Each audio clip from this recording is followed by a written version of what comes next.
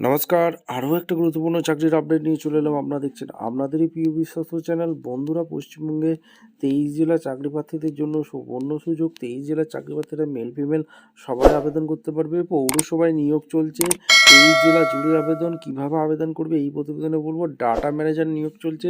বেশ, তোমরা যদি ক্লাস 10, 12 গ্র্যাজুয়েশন পাস হয়ে থাকো আবেদন করতে পারবে।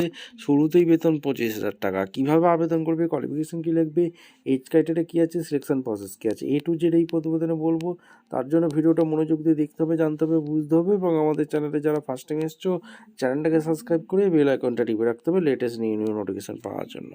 স্টেপ টু স্টেপ একদম অফিসিয়াল বিজ্ঞপ্তি তোমাদের সামনে তুলে ধরবো।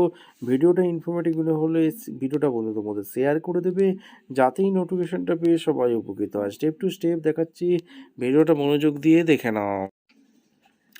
একদম অফিসিয়ালি নোটিফিকেশানে আছে। এই নোটিফিকেশানে কী বলেছে, গভর্নমেন্ট অফ ওয়েস্ট বেঙ্গল বিফ recruitment notice. West Bengal state health family welfare Samiti থেকে যে ভ্যাকেন্সি রিলিজ করেছে national urban health mission data manager পোস্টে।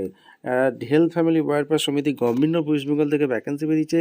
ডাটা ম্যানেজারে 2টি ভ্যাকেন্সি আছে, যেটা Asansol municipality corporation and district program management north 24 Pargana posting হবে। এখানে আসানসোল মিউনিসিপ্যালিটিতে নিয়োগটা হবে। এলিজিবল ক্যান্ডিডেট শুড অ্যাপ্লাই অনলাইনে আবেদন করতে বলছে। wbhealth.gb.in আবেদন করবে।